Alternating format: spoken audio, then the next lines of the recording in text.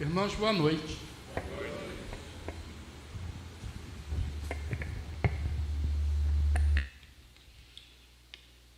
Convido os irmãos para abrirem suas Bíblias no Santo Evangelho segundo Lucas, capítulo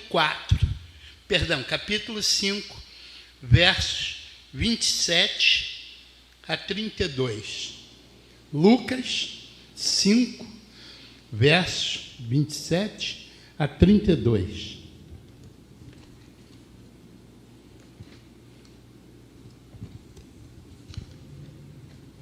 Amém?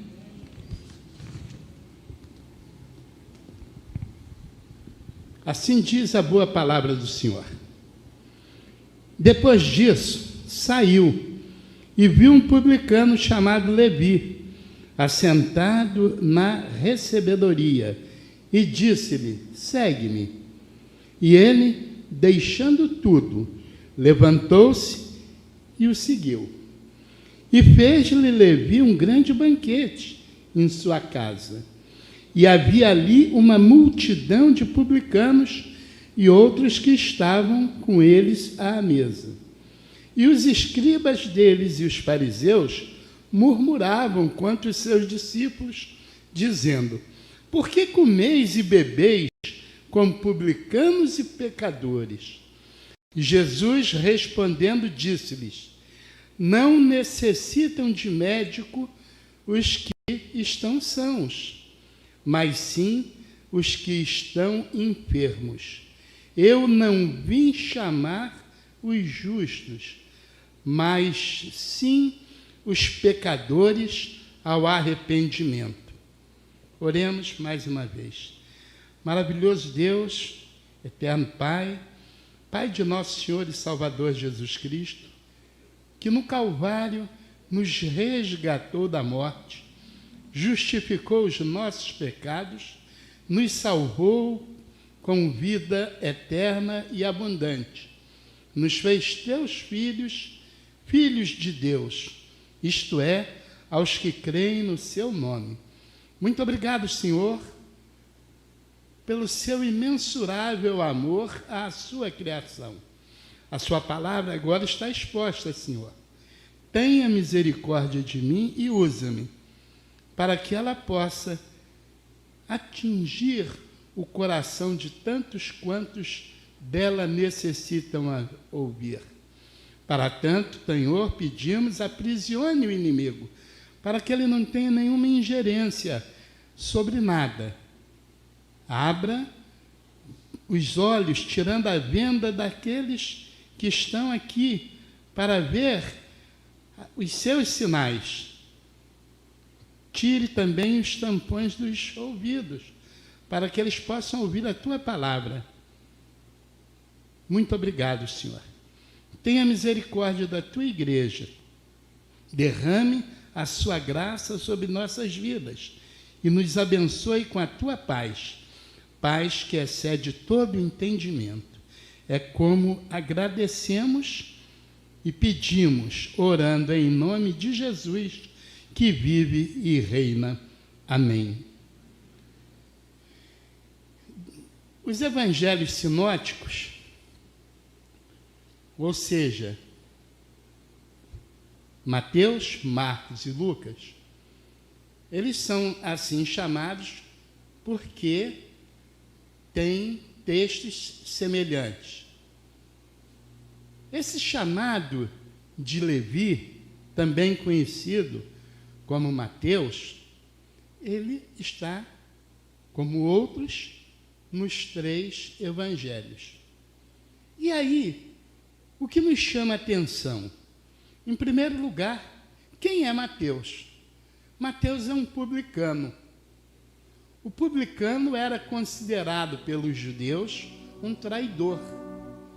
Um publicano era considerado pelos judeus um entreguista, porque ele ficava a serviço dos inimigos de Israel. Ele cobrava os tributos dos judeus. Mateus, como outros publicanos, eram também considerados ladrões, enganadores, usurpadores. porque eles controlavam os recursos, tirando os recursos dos judeus e entregando a Roma. Eles eram muito mal vistos. O texto nos fala que Mateus estava na sua banca, na sua recebedoria. Essa recebedoria ficava nas portas das cidades. Porque, na medida que chegavam as pessoas com suas mercadorias, era um trabalho alfandegário, em que se cobrava o tributo daquelas pessoas. Mateus era um homem rico, mas profundamente triste, principalmente por causa do desprezo que ele recebia dos seus conterrâneos, da sua etnia judaica.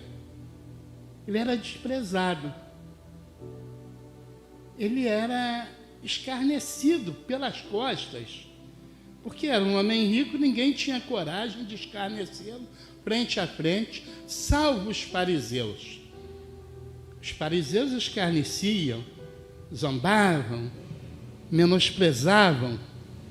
E essa tristeza de Mateus já estava há algum tempo acompanhando o seu coração. Tanto dinheiro, tanta fortuna, mas um homem triste.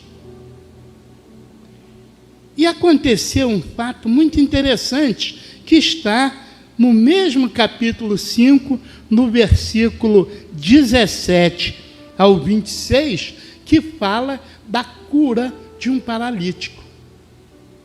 Esse paralítico chega, passa por Mateus, na porta da entrada da cidade, 4 homens carregando ele numa maca. Esse paralítico chega, consegue chegar até Jesus, e Jesus restaura a sua vida, restaura a sua dignidade, restaura os seus movimentos. E esse homem sai, assim que é curado, e o versículo 16 vai nos dizer, 25 em diante vai nos dizer, e levantou-se logo diante deles, e tomando a cama em que estava deitado, foi para a sua casa glorificando a Deus. E todos ficaram maravilhados e glorificaram a Deus. E ficaram cheios de temor, dizendo: hoje vimos prodígios. Então fica imaginando Mateus sentado, vê aquele homem carregado. Talvez Mateus até tinha dito: coitado daquele paralítico. E de repente, algum tempo depois, aquele homem volta saltitando, pulando, gritando de alegria. E Mateus olha e diz: meu Deus, que milagre é esse? Eu aqui na minha miserabilidade, eu na minha tristeza, eu queria ter essa alegria. E Mateus sabia que era Jesus que tinha feito isso. E Mateus fica pensando, reconhece, mas como eu posso merecer alguma coisa se eu sou um pecador? Eu não tenho como merecer nada, eu sou pecador. E estava ali triste. Nisso vem Jesus saindo da cidade, acompanhado de grande multidão. E Jesus chega e passa por Mateus. Eu imagino, ele olha para Mateus. Antes de chegar perto, ele olha para Mateus, fita os olhos de Mateus, Mateus fita os olhos de Jesus, e tem aquele impacto. Aí Jesus chega e diz: siga-me, siga-me. A atitude de Mateus naquele momento foi maravilhosa. Ele se levanta, ele deixa tudo e segue Jesus. Imagine, irmãos, imagine um comerciante que alguém chama e ele segue e não faz o caixa. Mateus não fez o caixa, Mateus não se preocupou em saber quanto tinha naquelas gavetas. Ele não fez o caixa, ele foi direto. Ele seguiu. Ele seguiu Jesus porque Jesus olhou para ele. Jesus olhou para ele, ele se sentiu valorizado. Ele se sentiu vivo.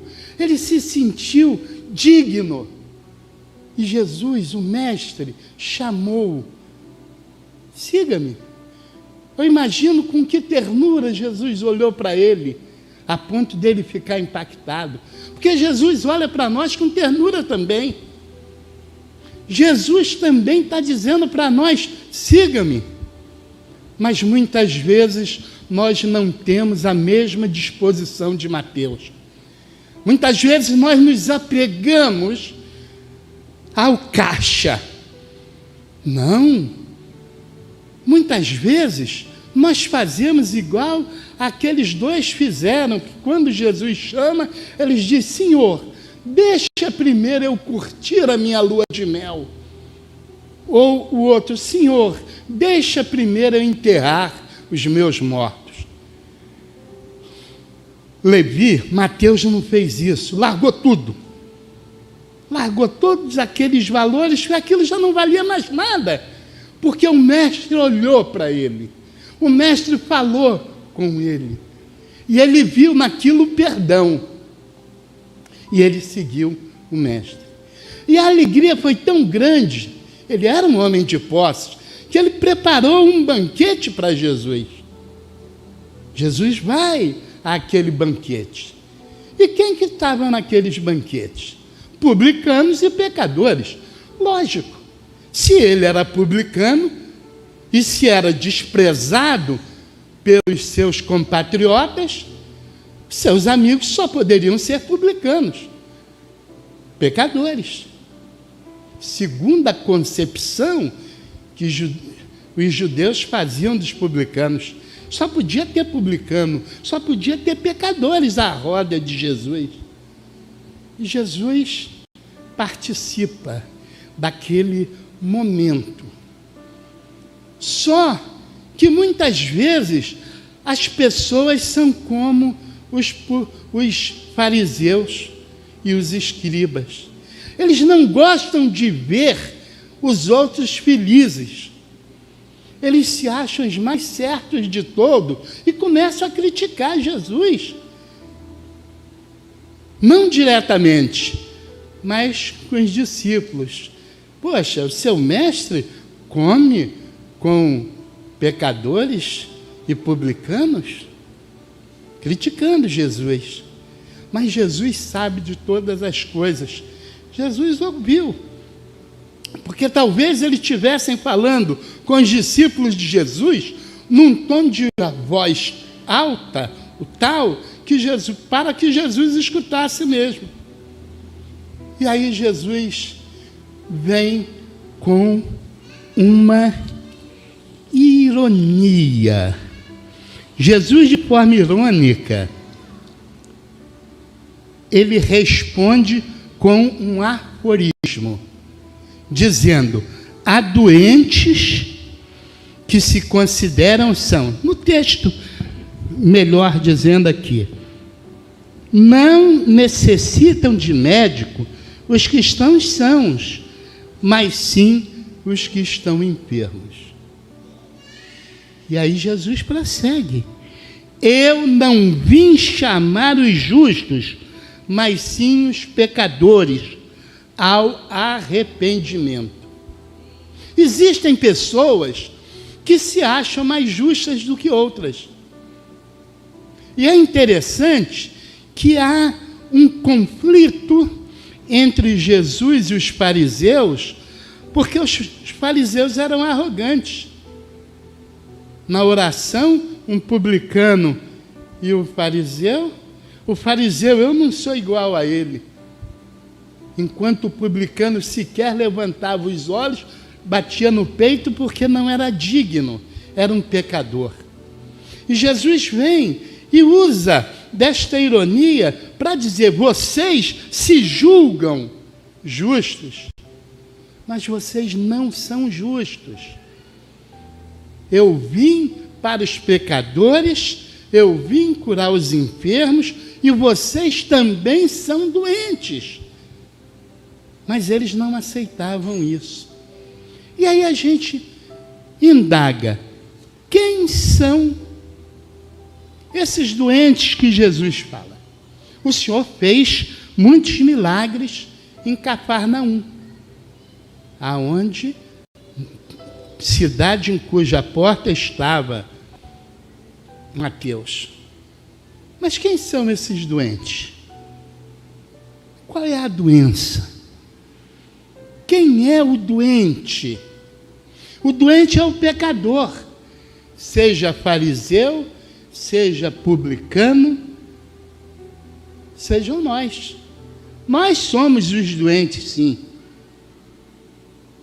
Se os fariseus, ou se nós considerássemos o que fala o Salmo 14, também eles chegariam à conclusão de que são doentes.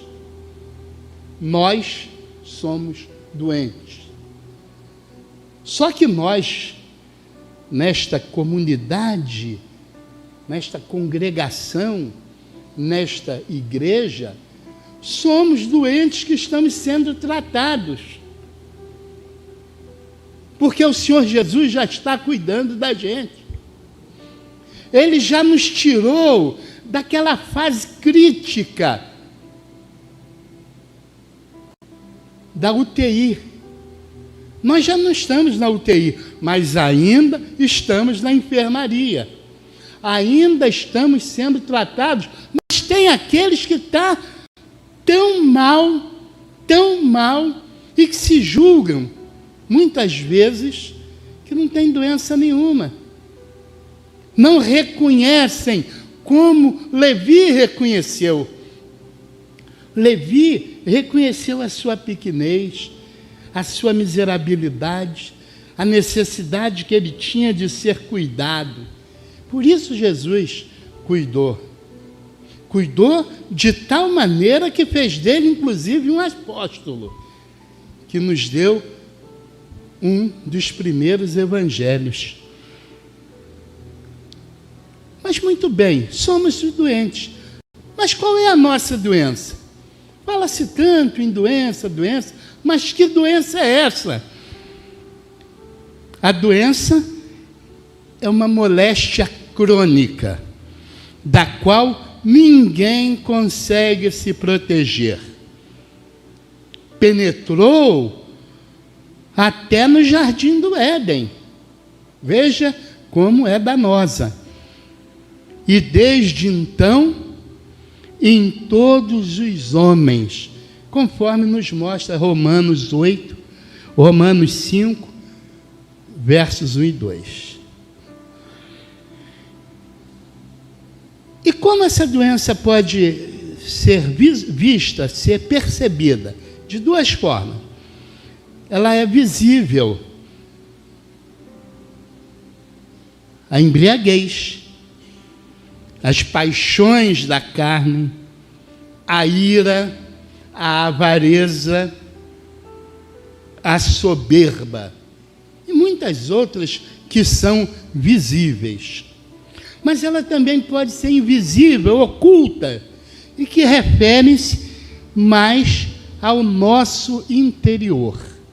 Isaías, capítulo 1, versos 5 e 6, nos dá uma ideia do que seja. Isaías 1, o que ele vai nos dizer? Versos 5 e 6, né? Porque seríeis ainda castigado se mais vos rebelarias. Toda a cabeça está enferma e todo o coração fraco.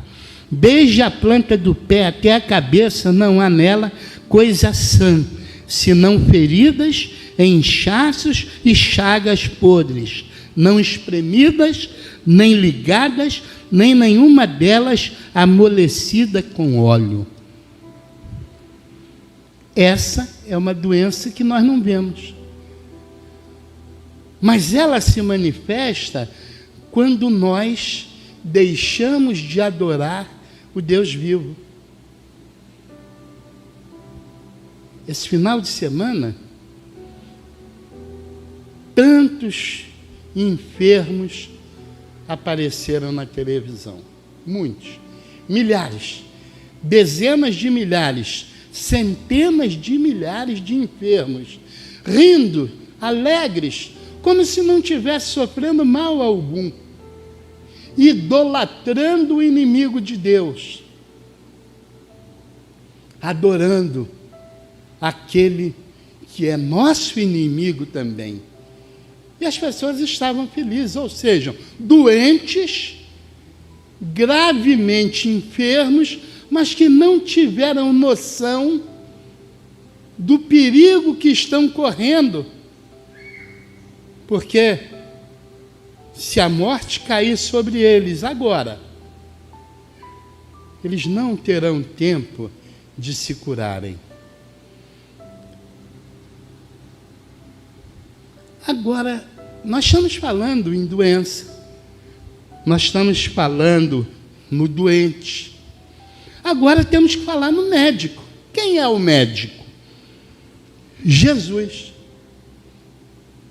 Somente Ele pode curar a alma. Para este fim, Ele veio ao mundo. Isaías, novamente, 61, verso 1, vai nos dizer isso.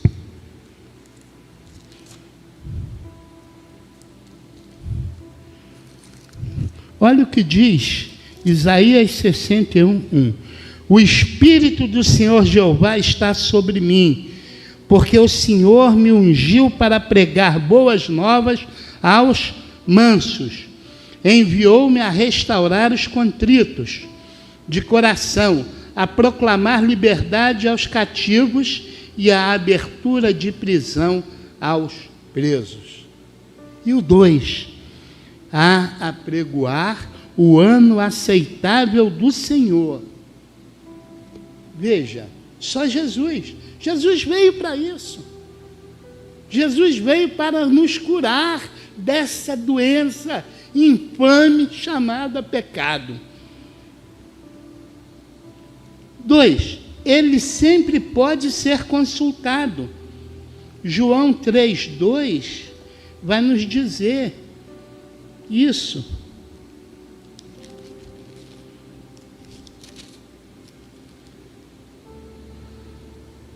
Este foi ter a noite com Jesus e disse-lhe: Rabi, bem sabemos que és mestre vindo de Deus, porque ninguém pode fazer estes sinais que tu fazes se Deus não for com ele.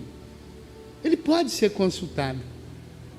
De madrugada, Nicodemos foi até Jesus, foi consultá-lo, foi perguntar, foi saber,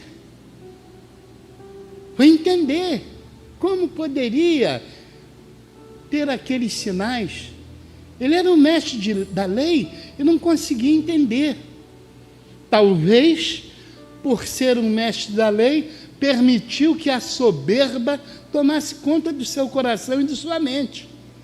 A soberba é a maior inimiga para entendermos os planos de Deus. Muito bem. E qual é o medicamento? Nós já falamos do doente, falamos da doença, falamos do médico. Mas qual é o medicamento? Em primeiro lugar, o medicamento é a palavra de Deus. Salmos 107, versos 20, vai nos dizer isso.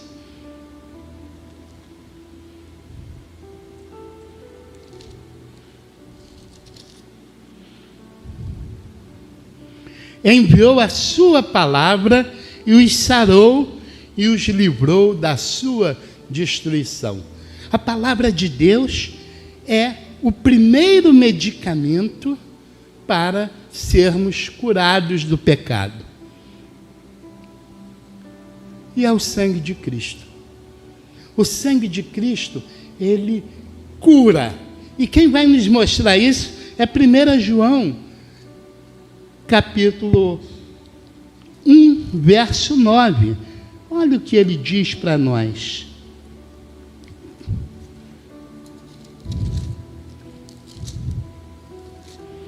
Primeira João, capítulo 1, verso 9. Se confessarmos os nossos pecados, Ele é fiel e justo para nos perdoar os pecados e nos purificar de toda injustiça. Então veja, irmãos, como é importante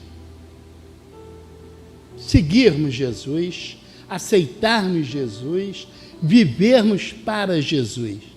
Mas agora vem, fechando essa digressão, vem o que é mais importante e o que preocupa todos nós.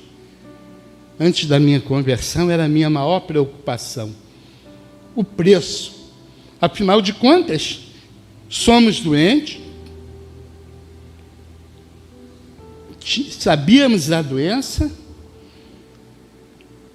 tínhamos o médico, temos o medicamento. Isso deve custar caro, porque no mundo um tratamento como esse não teria como nós pagarmos. Todavia, é tudo de graça. Ou melhor, já foi pago na cruz do Calvário. O próprio médico pagou o nosso tratamento. O próprio médico pagou o nosso hospital. O próprio médico pagou os nossos medicamentos. E ele nos trata de tal forma que ele não apenas cura, mas ele nos dá vida, vida eterna e abundante, vida que jamais perderemos, porque estamos com ele, cremos nele, seguimos a ele. E ele fala: aquele que crer, se estiver vivo, não morre. Se morrer, não morrerá eternamente. E é isso que nós temos que ver. Toda mensagem ela tem que ter uma aplicação. E qual é a aplicação? Em primeiro lugar, nós vimos que Levi é modelo de pecador, arrependido e perdoado. Ele se arrependeu. Ele reconheceu que era pecador, porque não vai haver arrependimento enquanto não reconhecermos o nosso erro e o nosso pecado. Levi reconheceu. Em segundo lugar, a mensagem tem como propósito incentivar os ouvintes a fazerem como Levi. Em primeiro lugar, um autoexame. Frio, isento, sem querer puxar brasa para a sua sardinha. Senhor, eu sou pecador realmente, eu tenho meus defeitos realmente. Você está confessando a Deus, você não está confessando aos homens, embora a Bíblia diz que nós temos que confessar os nossos pecados uns aos outros. Mas no primeiro encontro, nem sempre confessamos uns aos outros. Nem sempre confessamos sequer com nossa esposa, com seus maridos, com seus filhos ou com seus pais. E talvez isso nos angustie, porque eu quero falar. Quando a gente confessa, quando a gente reconhece o erro, a gente se liberta. Então, nós temos que fazer esse autoexame. Nós temos que reconhecer que temos uma doença espiritual chamada pecado.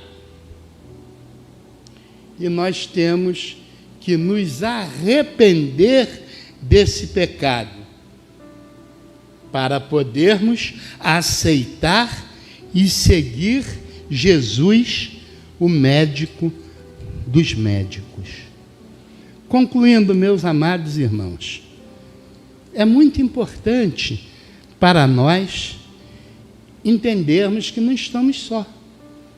É muito importante para nós, a exemplo de Levi, clamar, olhar para Jesus. Ele olhou para Jesus, Jesus olhou com misericórdia e ele se encorajou, abriu mão de tudo. Os valores materiais, ele não quis chegar, quando Jesus falou, segue-me, ele não disse, Senhor, espera eu fechar o caixa para eu ver quanto entrou hoje de grana. Não, ele deixou aquilo para lá, porque aquilo não tem mais valor para ele. Essas coisas do mundo, nós temos que entender, não tem valor para o cristão, não tem valor para o que crê, porque ela muitas vezes nos aprisiona. O amor às coisas do mundo, ela nos distorce, ela nos desvia, ela nos afasta do Senhor. Porque Jesus veio combater um sistema, e Jesus sempre falou para nós, vocês serão odiados porque eles odiaram a mim primeiro. O mundo não quer abrir mão das suas ilusões, como se falou hoje aqui. O mundo não abre mão das ilusões, mas Jesus é a verdade, Jesus é o caminho, Jesus é a vida e Ele está apontando para nós. Mas isso vai depender da nossa atitude. Que possamos, irmãos, ter a mesma atitude que Levi, querido Mateus, teve. Levantar, deixar tudo e seguir Jesus. Que Ele nos abençoe a todos. Devolvo a palavra ao pastor.